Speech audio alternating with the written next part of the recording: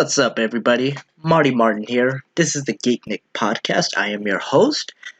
So, today's the 30th anniversary of Tim Burton's film, Batman, which was, I believe, the second feature film of a Batman movie released since 1966, the one with Adam West, Batman the movie, and what's his name? Burt Young, I believe.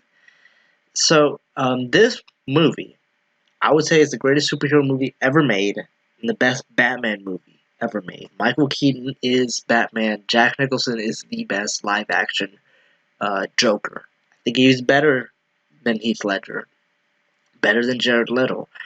Now, Joaquin Phoenix, we need to see because he looks like he could definitely be at the same caliber as Jack Nicholson, and I think maybe better than Heath Ledger, because I just think Joaquin Phoenix is a way better actor.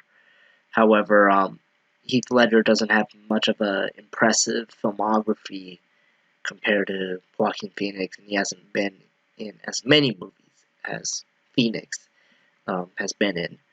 But, nevertheless, Jack Nicholson is the best Joker. The reason why I enjoyed this Batman movie a lot is because this is probably the most comic book feel I've ever gotten in a superhero movie than this one and Batman Returns. The other ones just, well, to be honest with you, all the from Batman 1989 through Batman and Robin, those were the most comic booky feel type movies. Even though Batman Forever, Batman and Robin, even though those movies sucked, you still got the comic book feel, but it was to the extreme. Batman and Batman Returns are very dark. It has that Tim Burton feel. I think those two are Tim Burton's darkest movies.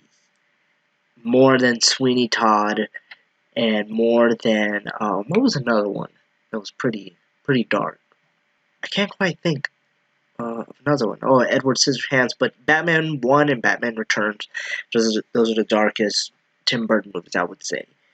Now, this is basically a description right here on Wikipedia that says about Tim Burton's Batman. So it says, the tone and themes of the film were influenced in part by Alan Moore and Brian Holland's The Killing Joke and Frank Miller's The Dark Knight Returns.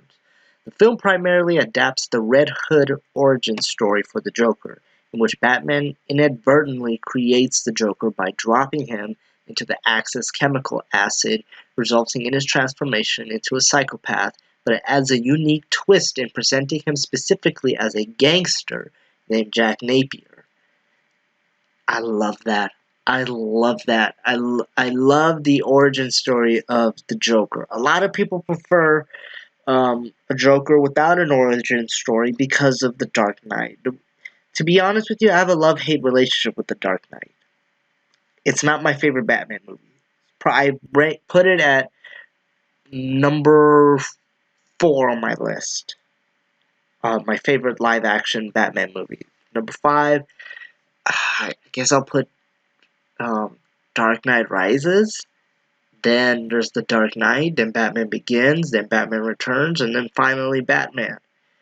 Everything else, you know what? No, I'll replace Dark Knight Rises with Batman vs Superman. I kind of enjoyed Batman vs Superman, but back to the original topic. I like the idea that spoiler alert, everybody. Joker. Before he became the Joker, he was named Jack Napier. He was a gangster.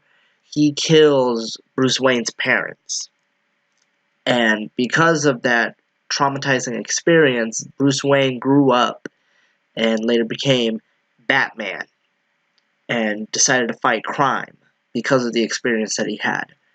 Now, he's grown up. He encounters the Joker again, confronts him at this factory, and they get into a scuffle, and then he basically the Joker falls off and falls into a vat of chemicals, and then that's how he became the Joker.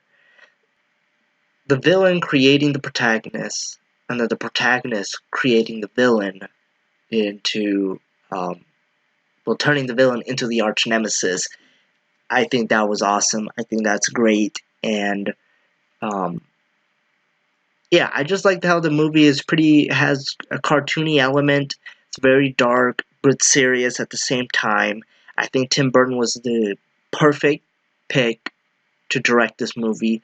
And what's interesting is that he hates comic books. I thought that was very interesting, but he liked the story so much that, he said he'd like to direct it. And this is definitely something that Tim Burton would definitely like. And I wish they would have had a trilogy, but Michael Keaton didn't want to do a third one. I think mainly because Tim Burton wasn't going to be a part of it. But yeah, if Tim Burton did another Batman movie, oh man, that'd be awesome. Where's Tim Burton when we need him? We need him right now because DC sucks right now. It sucks right now. But yeah, happy 30th anniversary for Batman '89. So I think I'm gonna watch it, and I suggest that everyone should watch it too. All right, everybody, that's it for this episode. Live long and prosper, and may the force be with you.